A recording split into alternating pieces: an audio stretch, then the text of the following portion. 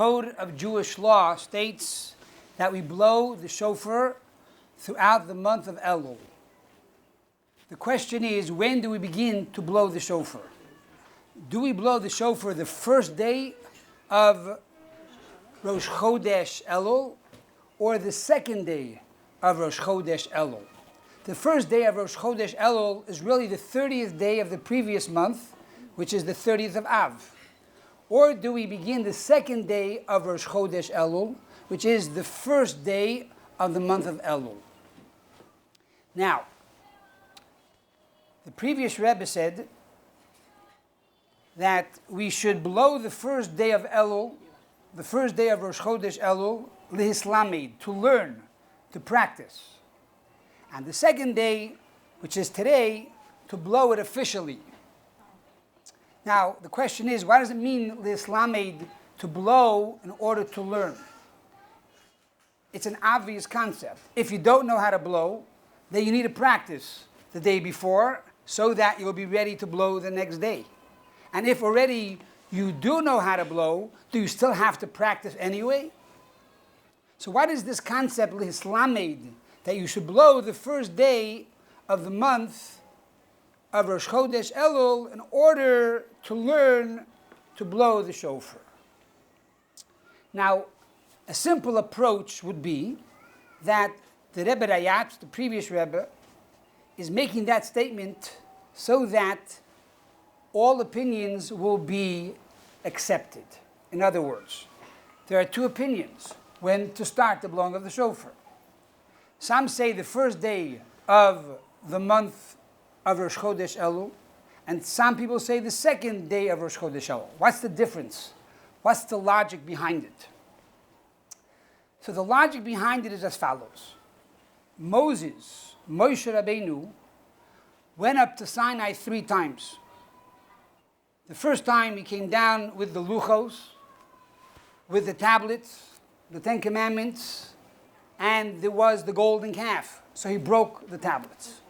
He went back up a second time for another 40 days and 40 nights to pray on behalf of the Jewish people.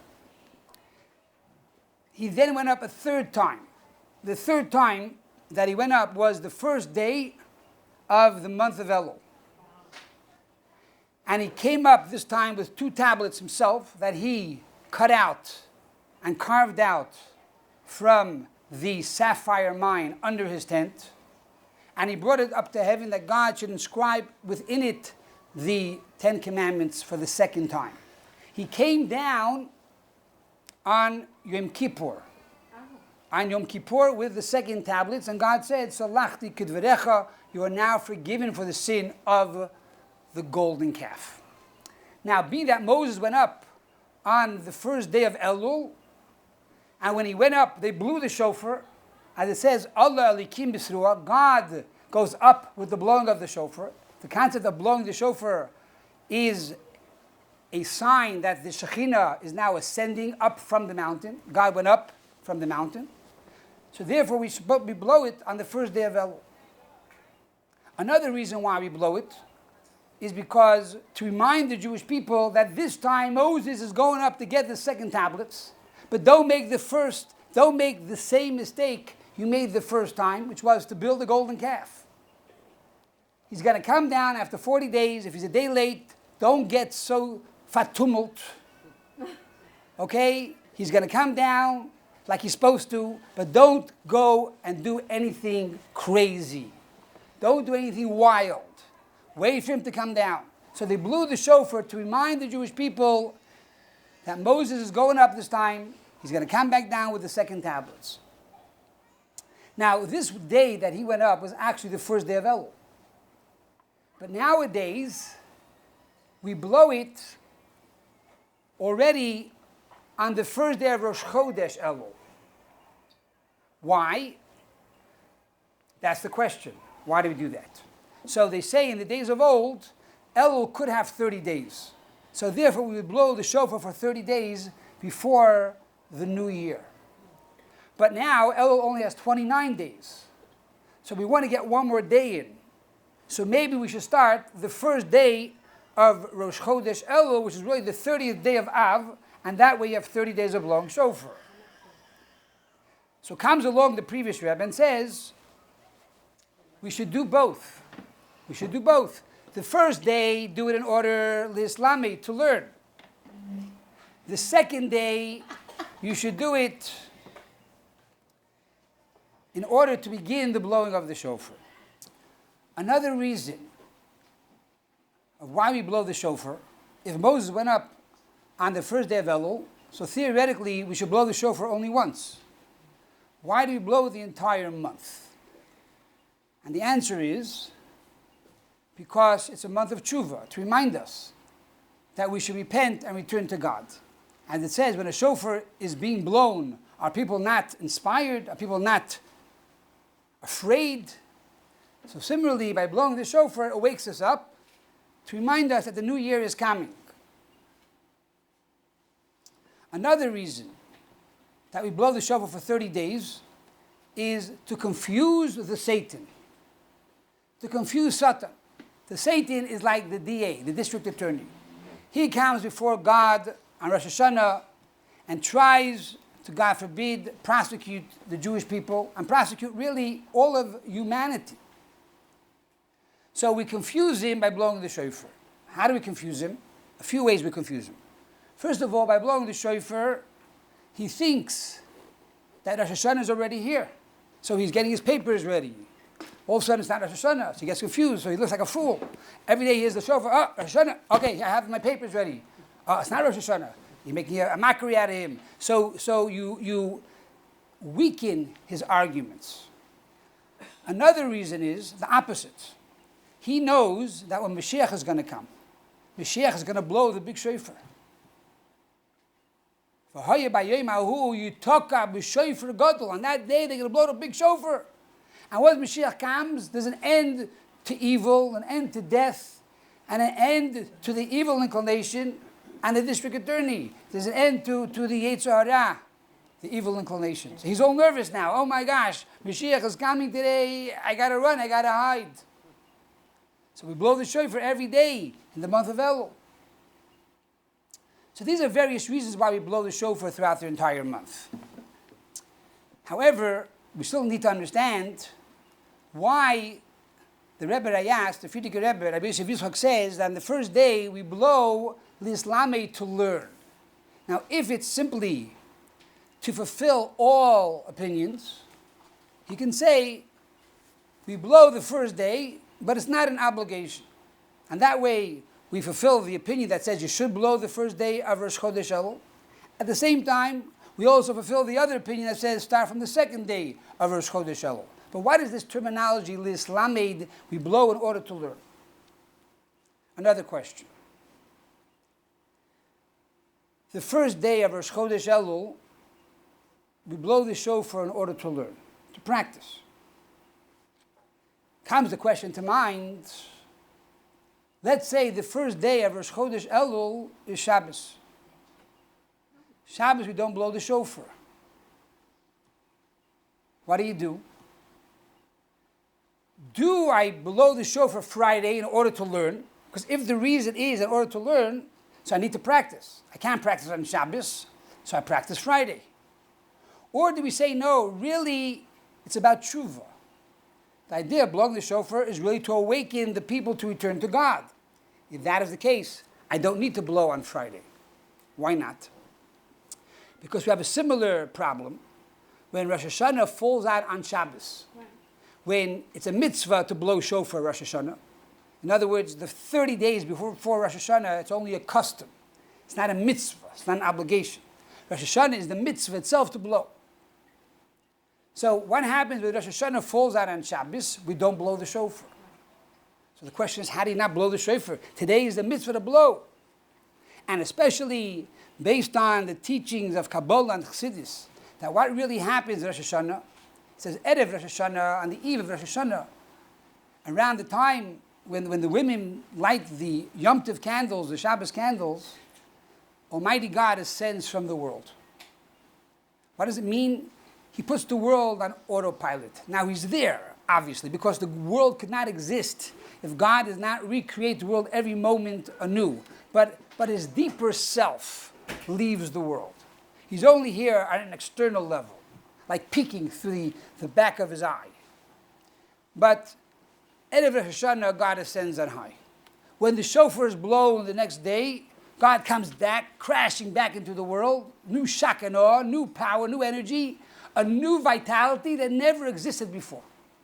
So every year it's truly a Shana Chadasha, a new year, because there's new life, there's new energy, there's new vitality.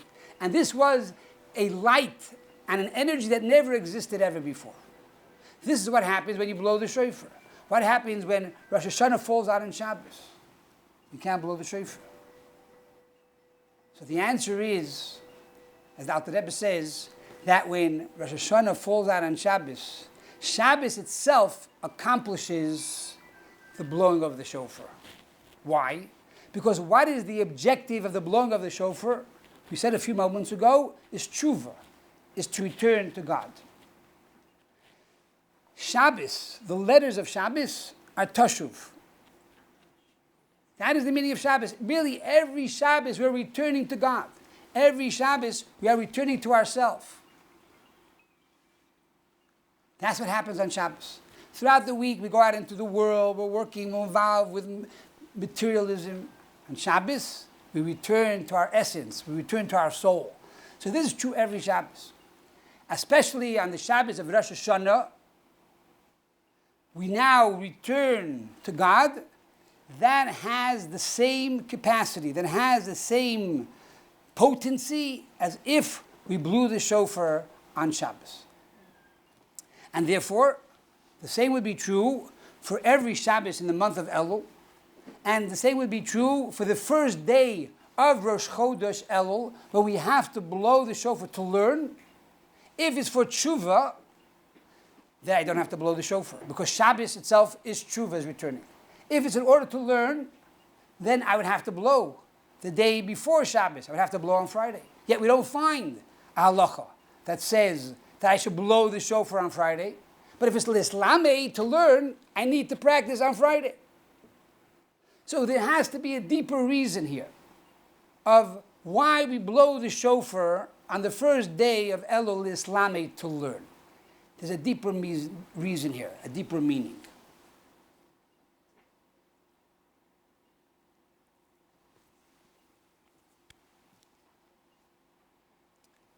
We can understand this by moving forward to the final prayer of the High Holy Days, which is the Neilah prayer, the closing prayer. We know that Neilah means to close. What are we closing? The official meaning of Neilah means that the gates of heaven, of tshuva, of repentance, of acceptance is being closed, and now we're closing those final gates. But there's a beautiful insight from the Rebbe, and he says Neilah really means God closes the doors around us. He closes the doors around us. He does not allow anyone else in. Even the heavenly supernal angels cannot come in. It's a time of divine intimacy and love between God and the Jewish people. The last moment after fasting for 25 hours, after the 10 days of tshuva, after the 40 days starting from the beginning of Rosh Chodesh Elul that we were working on ourselves, refining ourselves. And now is the last moment, the pinnacle. This is the moment of perfection. This is the moment of divine intimacy between man and God. And then we blow the shofar. Why do we blow the shofar? Officially, we blow the shofar to say time is up.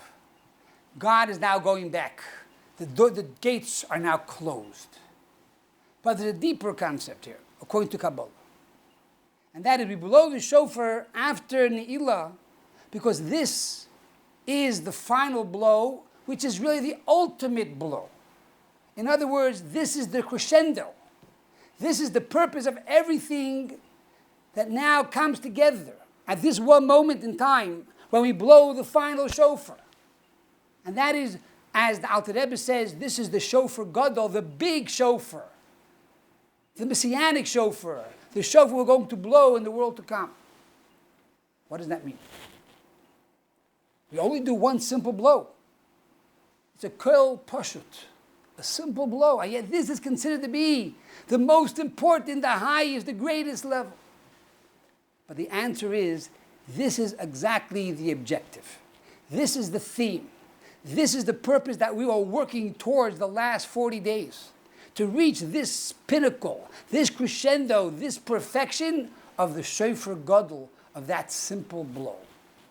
What is that simple blow?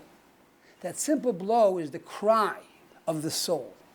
The earnestness, the sincerity, the deep love and passion that the soul has for God. And the soul wants to return to God. And the soul wants to be one with God. And does not care about anything else in the entire universe, only God. That is that final blow. And so we work by blowing the shofar the whole month of Elul.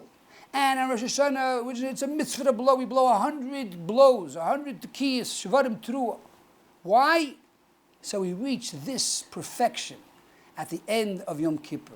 This final blow, this one sound, this simple sound of sincerity and earnestness and oneness between man and God. But like everything in the world, in management, in building, there has to be a plan. So at the very beginning of the plan, you put a picture, a blueprint. This is what I want to build.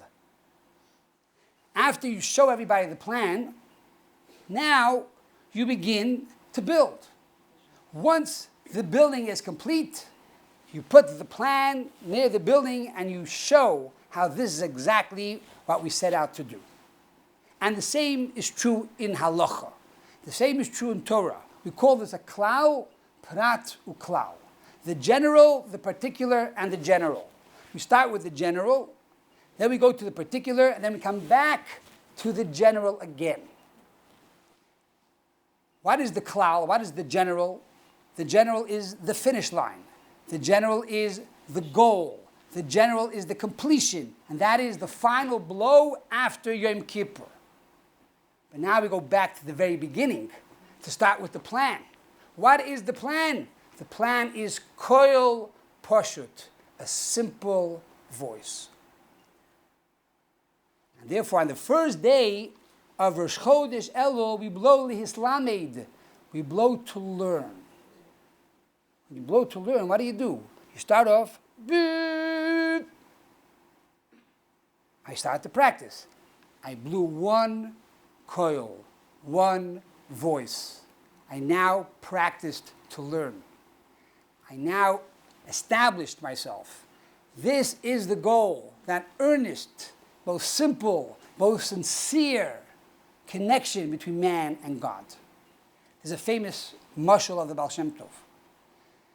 The Baal Shem Tov says that a king had an only child. And this only child one day was going to be king.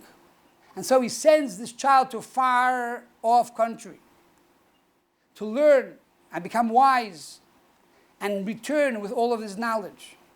What happened was that this child, when he went to the far away country, he lost his knowledge of the kingdom. He lost his language. He forgot his purpose. When he came back, he did not even know the Maimah Lashon. He didn't know the mother tongue. And he's standing at the border. And he says, I want to come back in. And the guards say, I have no idea what you're talking about. And he's trying to make like a mime and pretend who he is. He's the son of the king. He's making all these movements, and they're laughing. Ha, ha, ha. He thinks he's the son of the king. He can't even speak the language. And finally, out of frustration, he calls out, oh! And the father, who's sitting in the palace, hears the cry. He says, hey, that's my son. Bring him in. And this is the meaning of the blowing of the shofar.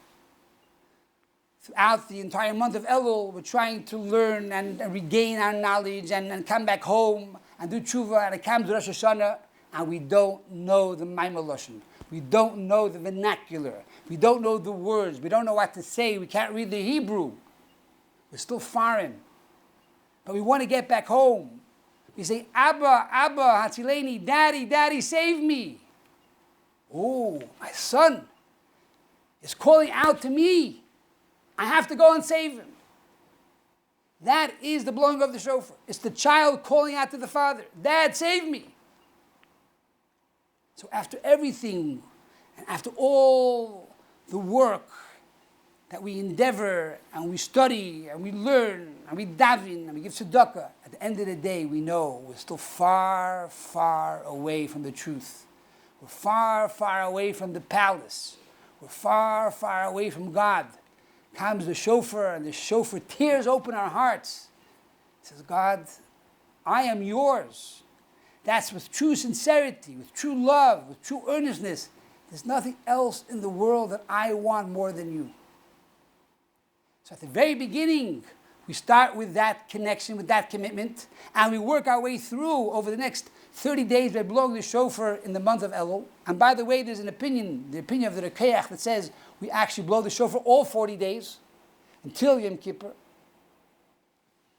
And then at the end of Yom Kippur, we finally make that final blow, the final connection between man and God.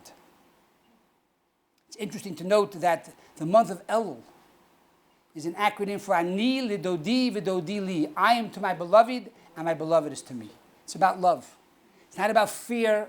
It's about tshuva, returning to God with love.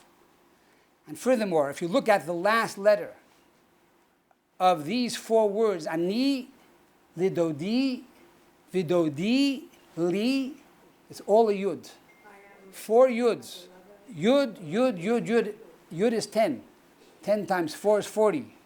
Implying that from the first day of Elul, for 40 days, we are now in the state of holy matrimony, in the state of passion between man and God.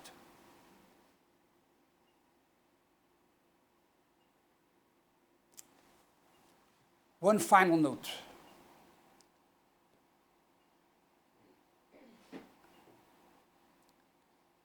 In the time of the Tzemach Tzedek,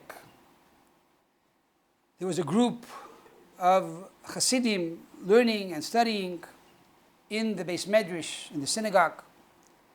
And as they were learning and studying, the assistant of the Rebbe, the Gabbai, as we call him, walked over to one of the students and said, the Tzemach Tzedek, the Rebbe wants to see you. The Rebbe wants to see me. Wow, he got so excited. He put on his jacket, he put on his geitel, he put on his hat, and he walked into the Rebbe.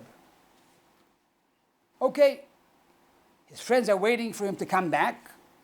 He doesn't come back. 1 week passed, 2 weeks passed. After 2 weeks, he finally shows up. They say to him, what happened? Where'd you go? He says, look, I went into the Tzemach Tzedek, and the Rebbe told me as follows. He wants me to go, there's a town far away from here, and in that town, there's a big Puritz, a wealthy man, and he's known to be an anti-Semite, a hate-monger, very wealthy person. I want you to go to him and tell him that the Tzemach Tzedek said it's time to return home. It's time to do tshuva. He says, Rebbe, I'm happy to go, but how can I get in? He has armed guards, he has attack dogs. I'll walk in, I'll be finished. He says, it's very, very simple. That's nothing. I'll give you a few Kabbalistic yichudim, unities to think about, unifications, and you'll think about it, and you'll walk right through. No one's going to bother you. He says, that's it, no problem, Rebbe. I trust you. So he tells him what to think, and he comes to that city, and he's thinking, and just like the Rebbe said, they don't see him.